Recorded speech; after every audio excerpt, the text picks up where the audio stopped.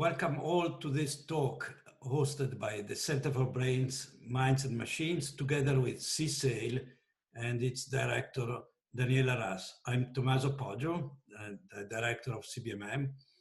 This is the first of a regular series of virtual CBMM seminars that we plan to continue for the rest of the semester, every week on Tuesday.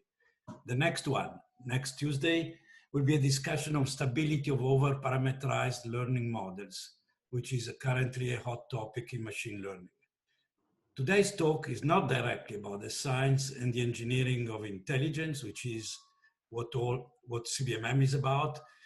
It's about proposing a cure for the pandemics, which is truly better than the disease, and using statistics, machine learning arguments to support it. Let me introduce briefly our two speakers. Amnon Shashua is well known to CBMM.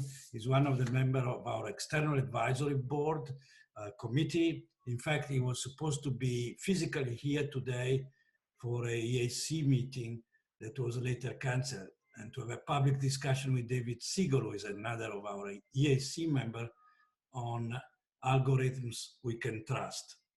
I hope we'll be able to schedule the event for later in the year. Amnon is the CEO and co-founder of Mobileye, an Israeli company that is now part of Intel. He's still a professor in the School of Engineering and Computer Science at the Hebrew University, where he was the chairman in around 2005 or so. In addition to several awards, mostly in computer vision, he was awarded the Dan David Prize in Artificial Intelligence in 2020, a few months ago, jointly with Demis Hassabis. Shai, Shalev-Shwartz, is also a professor at the School of Computer Science and Engineering at the Hebrew University of Jerusalem in Israel. He's the CTO of Mobileye and a senior Intel fellow.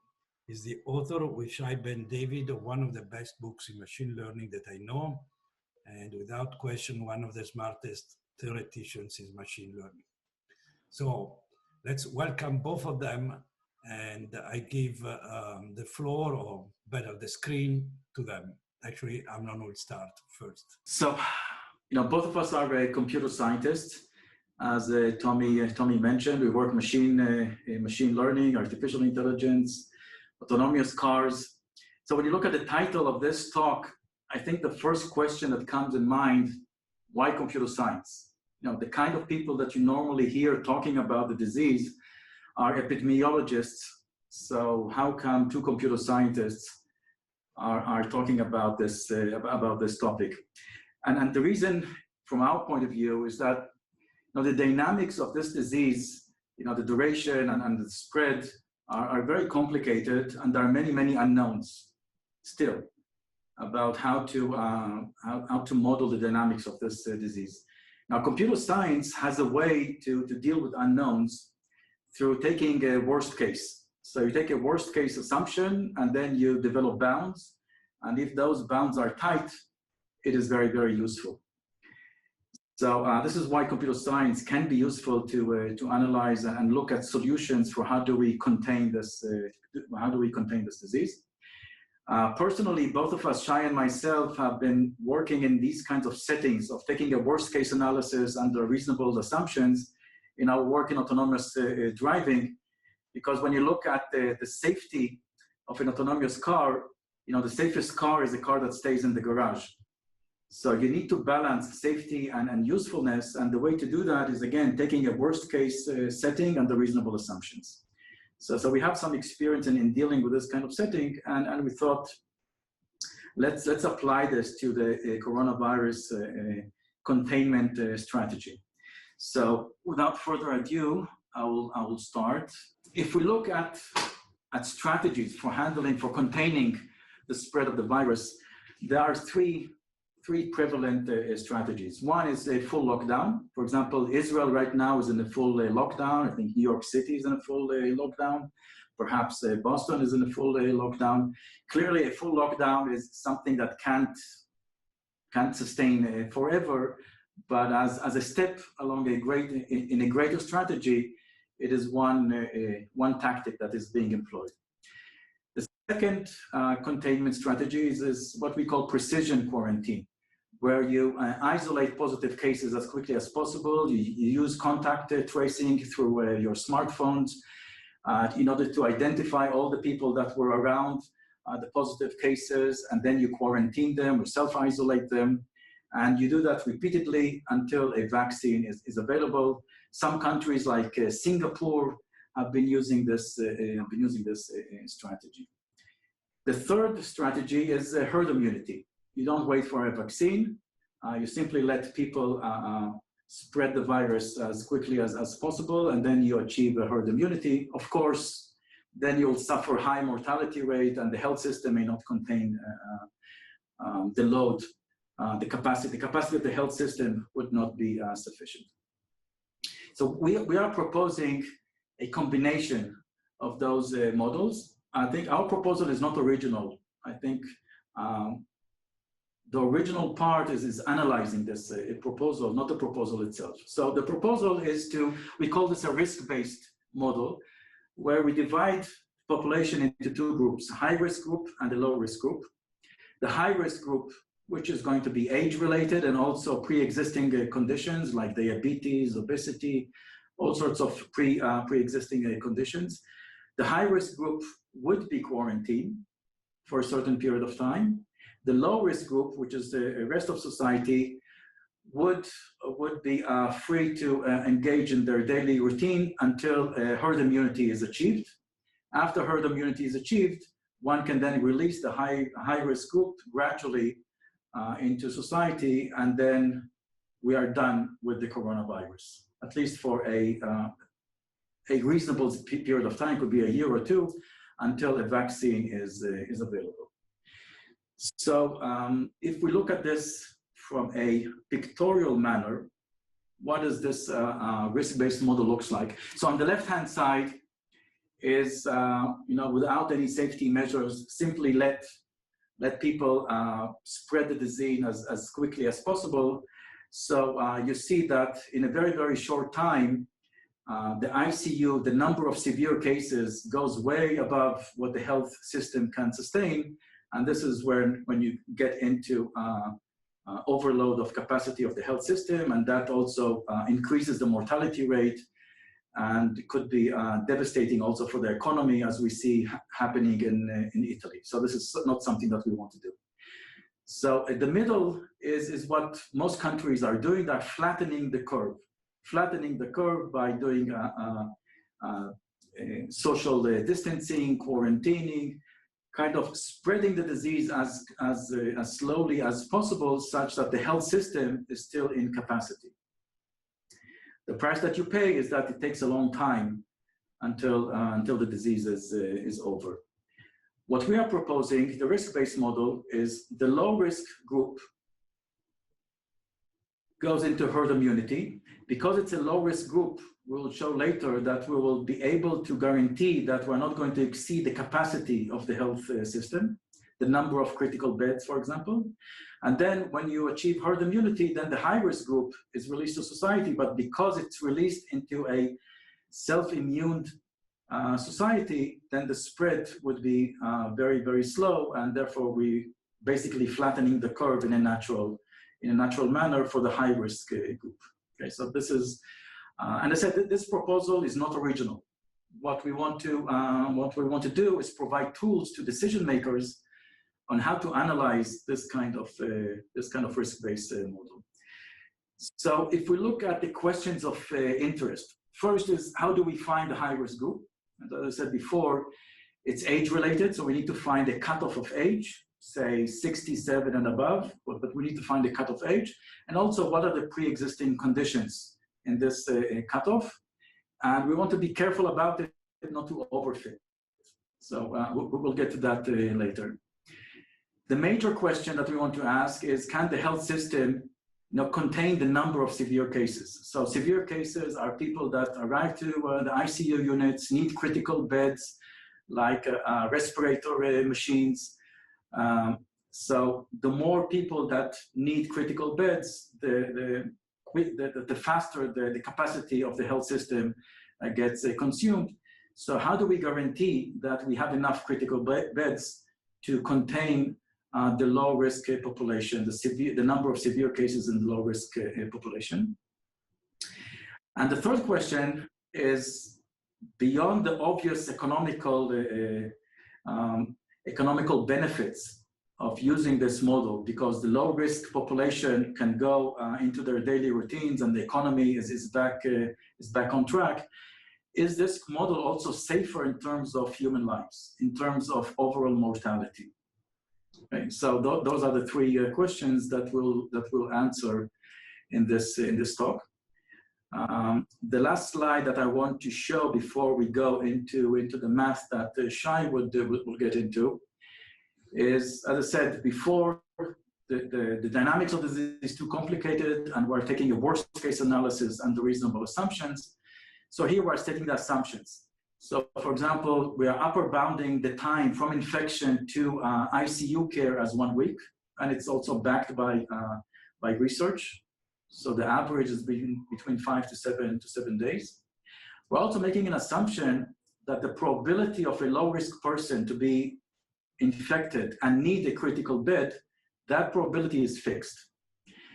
Now, the reason we need to make this assumption, because one can conjecture that if we release the low-risk group, we can enter into a viral load situation in which the amount of a viral infection in a very condensed group could create more severe cases than when you have social distancing. So we're making this assumption because we can release the low-risk group under some social distancing guidelines in order not to create a viral load. Now, the worst case assumptions, we're making that infection rate among the low-risk group is 100%. Normally, it's not 100%. It could be 60%, it could be 70%. Influenza, it's between 15 to 30%. We're going to make we're going to take the worst case as 100%. Another worst case assumption that we're making is that all the severe cases, the cases that require critical beds, respiratory systems, they all happen simultaneously. That's a worst case assumption. Normally, they'll not happen simultaneously. There'll be some staggering, but we are going to assume that they all happen simultaneously. Okay, so this is kind of the setup. We'll move into the model itself, and then once we go over the model, we'll come back and show some insights we have from the data in Israel to show that the bounds that we have developed are really tight and really useful. All right. So so the goal now is to show how to analyze the expected load on the health system and to make sure that we're not going to overload the health system. From now on, we are focusing on the low-risk population because the idea is that the high-risk population will be quarantined for a period of time of 2 to 4 weeks until herd immunity will be achieved for the low-risk population. Okay, so notation, we use M as the size of the low-risk population. In Israel, for example, it's something like 7 million people. B is a budget of intensive care units that you have in the country. There are several numbers, and maybe in hard times you can enlarge this number by buying more machines and having extra crew members. But this is a parameter that can be set by the government. So what we want to analyze is what is the probability to have a severe case. The probability of a severe case is a probability of a severe case and infected case, because you're not going to be a severe case if you're not infected. And it equals to the probability to be infected times the probability to be a severe case given that you are infected. The probability to be infected is at most 1. This is one of the worst case assumptions that we have made. And the probability to be severe given that you have been infected, we denote it by nu. So overall, we need that B, the capacity of the health systems, the number of beds that you have in the ICUs, should be larger than M, the size of the low-risk population, times nu. Nu is a probability of being severe given that you have been infected. Now, our next step will be to get an upper bound on nu, because if we will have an upper bound on nu, we will be able to check whether B is equals to M times nu. So what is nu again? Nu is a probability to be severe given that you infected. We can estimate it, and now I'm showing an approximation, and later I will show how we upper bound it, replace the approximation by an upper bound. But roughly, the probability to be severe given that you have been infected is roughly the number of severe cases that we have today over the number of infected cases that we have today. We know K, which is the number of severe today. The numerator here is something that we know because we know how many severe cases we have now.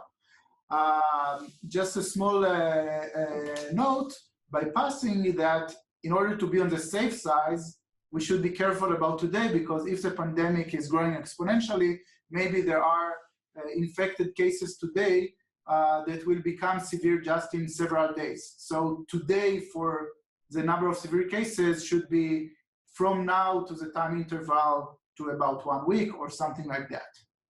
So, but anyway, this part we know. What we don't know is the number of people that are infected today. It's not the number of confirmed cases, because it doesn't matter how many confirmed cases. This depends on the policy of the government how to make corona tests.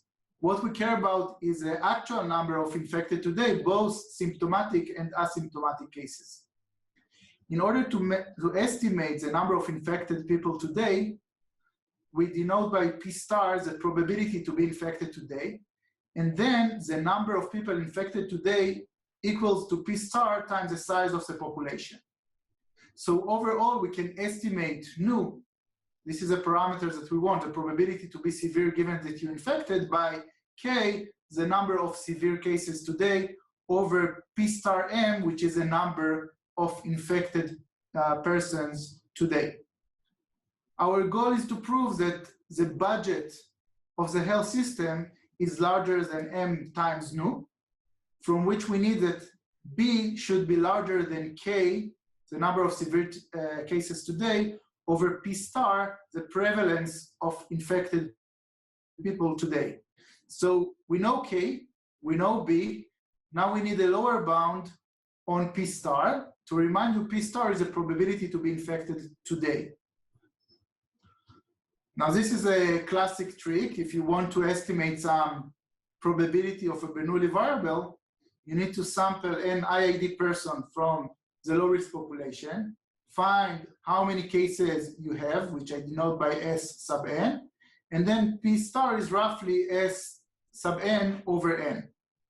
So if we plug it instead of P star in our formula, what we need to show is that the budget of the health system is greater than the number of severe cases today over the fraction in our sample of random people from the low-risk population of infected people. So for example, in Israel today, we have roughly 15 severe cases in the low-risk population.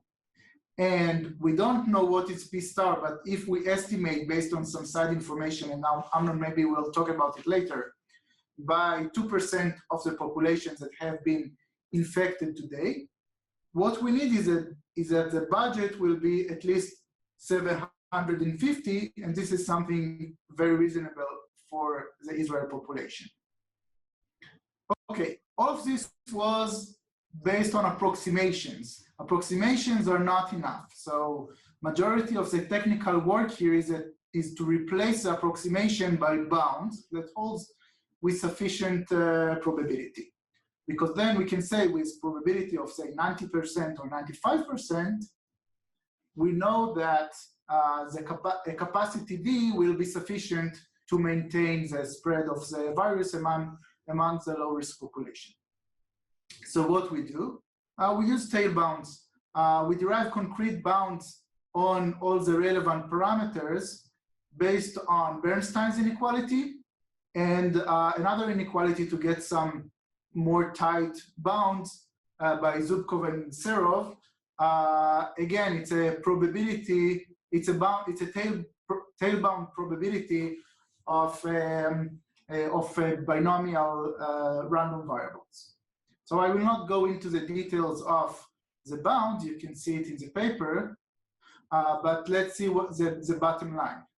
What we need is that the budget will be larger than M times nu. M is the size of the low-risk population, and nu is the probability to be a severe case, given that you are infected. What we show is that for sufficiently large sample size N, and we specify the number N, it's a few thousands of people to sample, then with high probability, this M times nu is lower bounded by, it should be upper bounded. It's upper bounded by a little bit less than 2 times K over Sn over N. So the approximations was K over Sn over N, and for the upper bound, we lose roughly a factor of 2. So overall, and by the way, you can make the bounds for specific values even tighter and decrease this factor 1.92. But already now, instead of, we talked before about 750 beds that you need, then maybe you will have twice this number, something like 1,400 bed, which is something reasonable if the health system is prepared in advance for maintaining this this spread. So what I want to go next is some insights from the Israeli data that we have.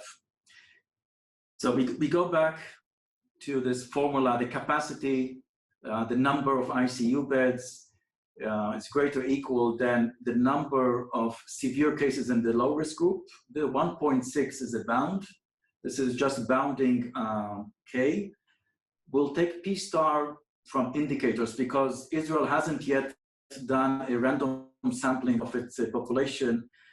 So we don't have any scientific measure of P star. We have only side indications, which I'll mention in a moment. The side indications that we have is in Iceland before the outburst. Some random sampling were conducted showing that there were 1% of the sample were positive cases. In Israel, the medical crew was sampled in one of the hospitals in Jerusalem, showing 1.8% of the medical staff. Now, it is true that medical staff is a biased population because they are much more exposed to the virus than the normal population, but on the other hand, they are protected. They protect themselves. So we kind of think that one cancels the other. So it is a useful measure, this 1.8%. Just this morning, we have read that in Boston, one of the hospitals in Boston, I think Brigham and Women, did a similar sampling of their health staff, and 8% were tested positive. So we have reasons to believe that in Israel, it's 2%. But again, it's not scientific. One needs to do sampling in order to get this number right. But let's assume it's 2%. So we bounded K by 1.6. And again, this 1.6 bound, you can find it in the paper. So if we plug in the numbers, when we, 2 days ago, we went hospital by hospital. We called every hospital in Israel. We got the number of people who are below 67 without preconditions. And altogether, out of 74 cases, severe cases, 15 of them were in the low risk group. So K is equal to 15. So if we plug in the numbers, we get that the number of critical beds is bounded by 1,200. So 1,200 means 12 ICU beds per 100,000 population. So if you look on the left-hand side, this is a list of number of critical beds in every country. For example, in the US, it's 34 critical beds per 100,000 population. Israel is about 6, so very close to the UK. UK is 6.6. Israel is close to the UK, about 6. So for Israel to go from 6 to 12 is not unreasonable. It's something that can be manageable. So what this means is that Israel, if it prepares right, can prepare itself for a very fast release of the low-risk population, let the low-risk population as quickly as we want to achieve herd immunity. And the bounds tells us that the health system can contain, the capacity can be enough to contain the spread in the low-risk population. So what it shows that the bounds are indeed useful. Of course, before we can do anything, one needs to do a random sampling. Our calculations shows that a sample of 5,000 people would be sufficient in order to get P-star at a very high reliability rate. So if you go to the last slide and we look at comparing the risk-based model, the model that we're proposing, to the precision quarantine model, there are a number of insights that we can generate here. So on the left-hand side is the risk-based model. We'll have high infection rate among the low-risk group, but the low-risk group has very low mortality. On the other hand, in the precision quarantine, we are achieving unified infection rate. It's low, but it's still unified infection. There is no separation between low risk and high risk. So we do expect high mortality among the high risk group, even if they get good care. So we're still in the situation in which the health system is in full capacity because the curve is being flattened using precision quarantine. But since there is no separation between low and high risk, eventually the high risk population will be infected, even though it's going to be slow infection, they will be infected. And we know that there's a high mortality among the high risk group. So the risk-based model is not only beneficial from an economical standpoint, because the low risk group can go back to their daily routine and the economy can pick up from where it was a few weeks ago. It's also better from a mortality perspective. So it's not just an economical, it's also mortality. When we look at the economical side, we're talking about really in the risk-based model, a minor negative effect on the economy, because we're quarantining only the high-risk group. It's age-related, and it's mostly age-related, but also pre-existing. The rest of population. So for example, in Israel is about 9 million population. 1 million are people age 65 and above. And we assume another 1 million is pre-existing conditions. So 7 million out of 9 can go back into their daily work. There will be the low-risk population. On the other hand, in the precision quarantine, there's no guarantee that this is going to end quickly. There could be a second wave. There could be, it's like controlling a fire, assuming that there's no wind. It's very, very complicated. For example, in Israel, the society is very heterogeneous.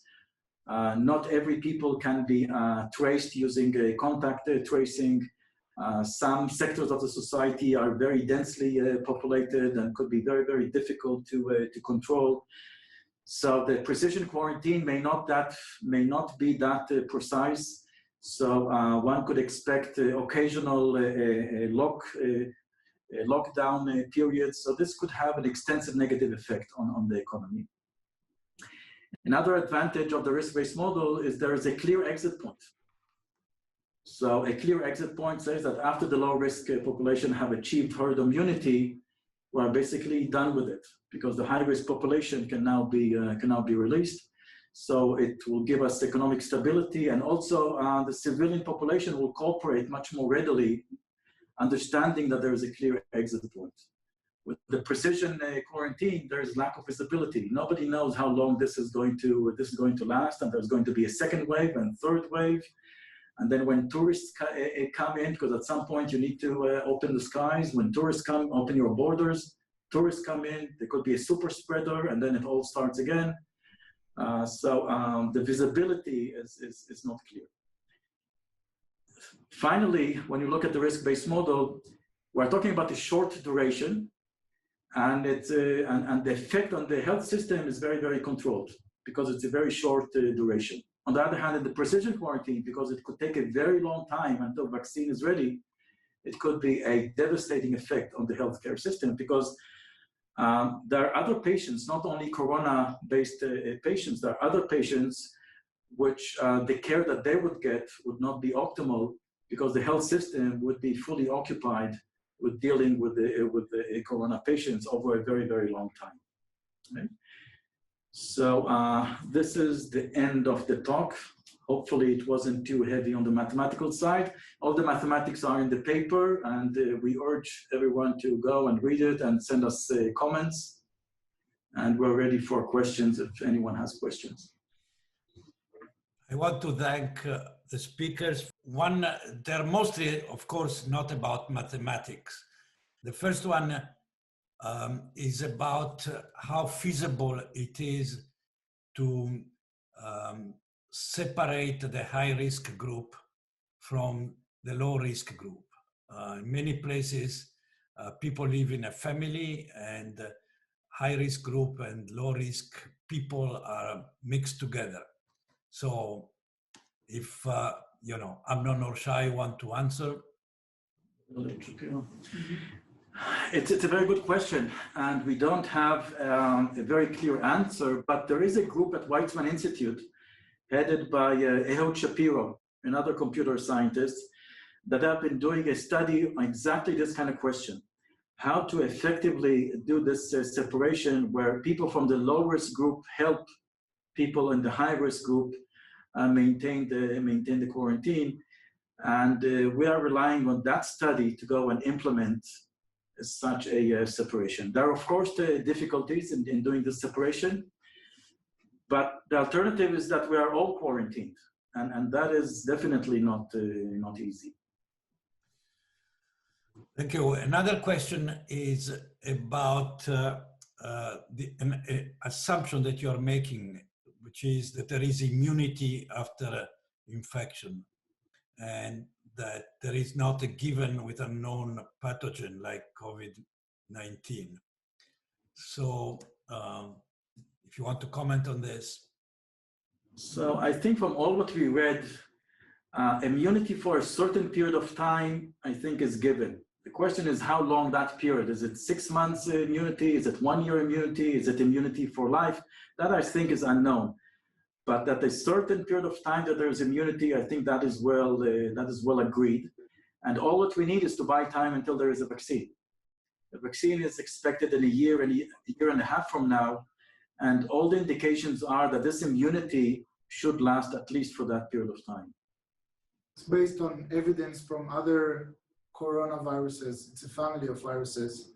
The flu gives you 6 months, and other members of the corona family gives you usually 2 years. So it's reasonable to assume that it's something in between. So another comment has to do with the fact that the capacity of the ICU beds should be defined as extra capacity. In other words, you will need some number of the ICU beds in a country for other conditions, not just COVID-19. Well, yes and no. So let's take the case of Israel. So we came to the bound of 12 ICU beds per 100,000 population, and Israel there are 6. So the question is, should Israel prepare for 18 or prepare for 12? Since we are talking about a short period of time, so if we allow herd immunity as quickly as possible, that could take only a few weeks. So in those few weeks, one can embrace and contain even with 12 ICU beds. If we're talking about a longer spread, then Israel should prepare somewhere between 12 to 18 ICU beds. Yes, but in both cases, it's a reasonable number compared to what Israel has currently. Okay. One more question is, did you consider having 3 groups instead of 2? Like high risk, medium risk, low risk? Does it make sense? We haven't considered. We haven't considered.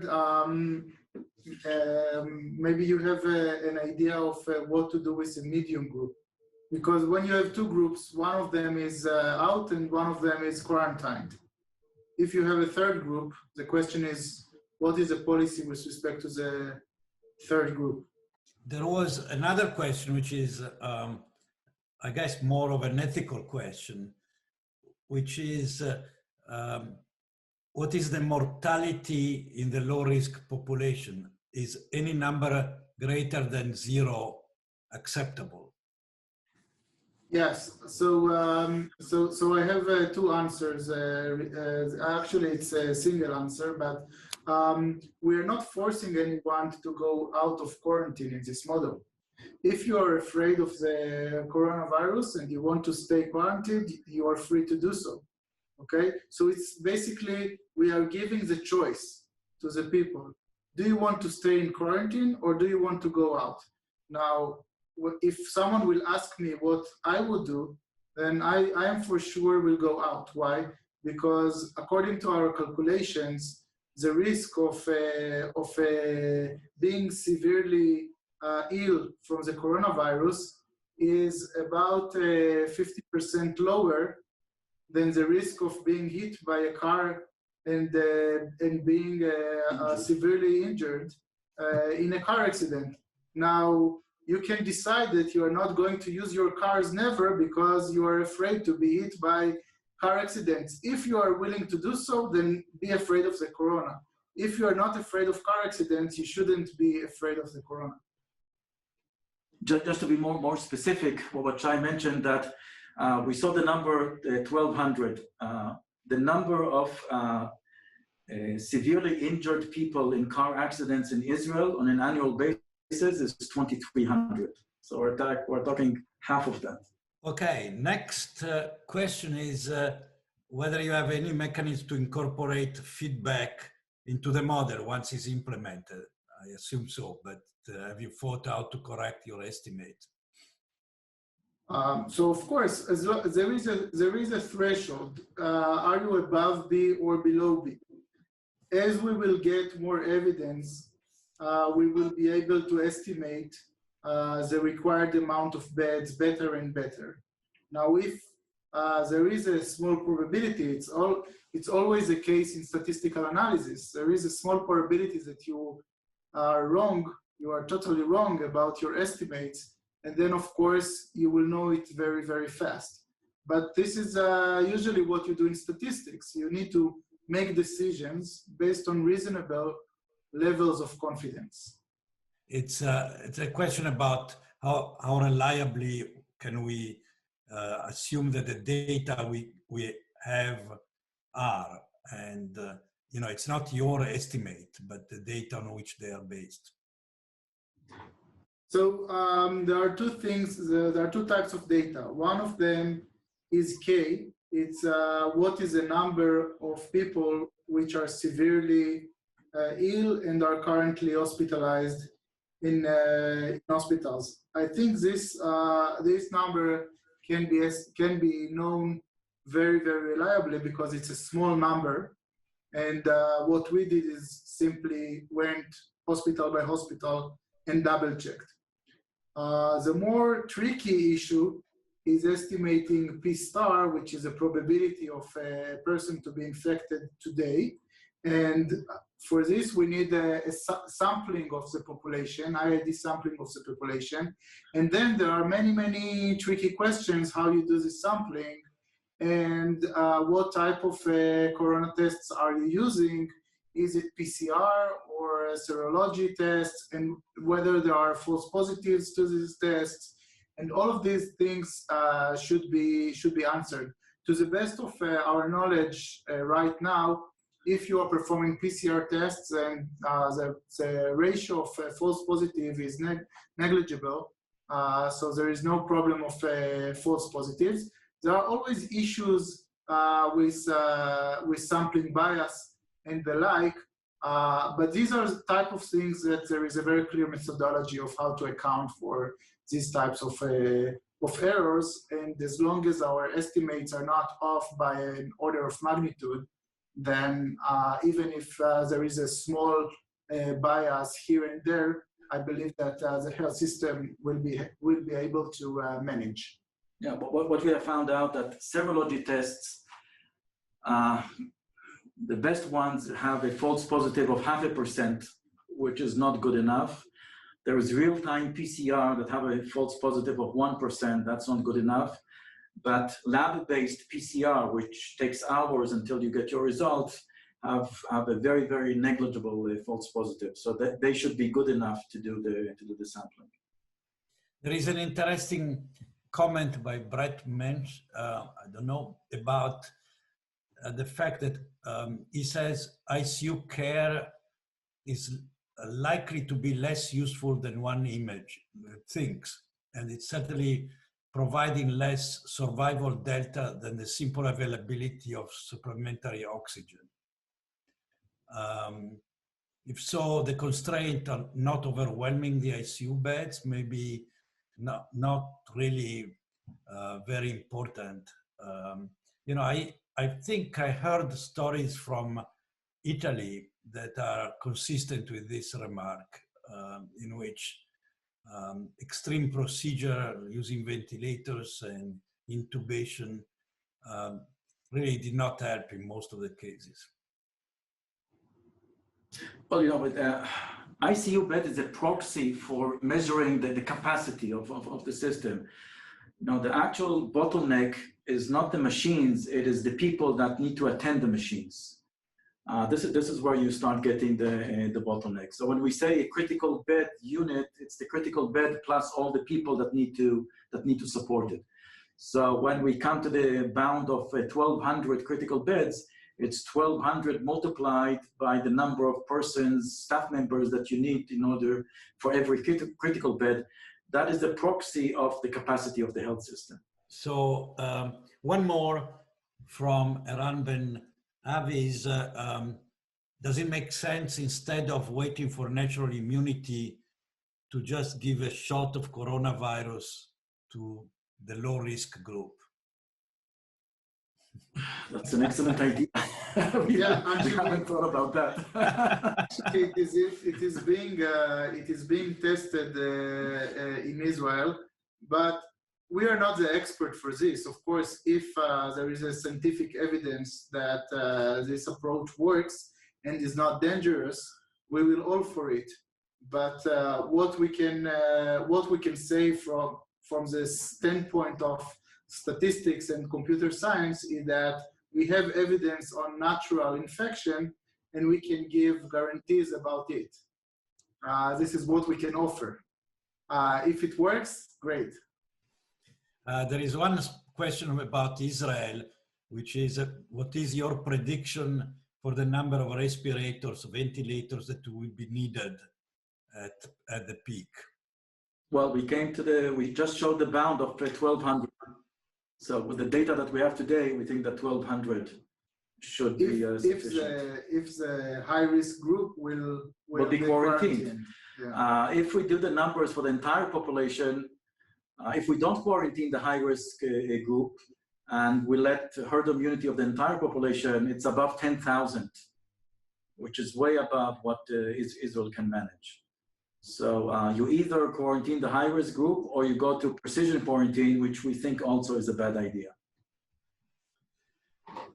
Very good. And with this, I think we should wrap up this webinar. I thank very much the speakers on behalf of the whole audience. We cannot hear the applause, but I'm sure there will be one, you can imagine it.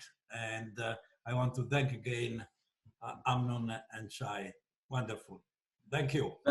Thank you, Tommy and Chris. Thank you.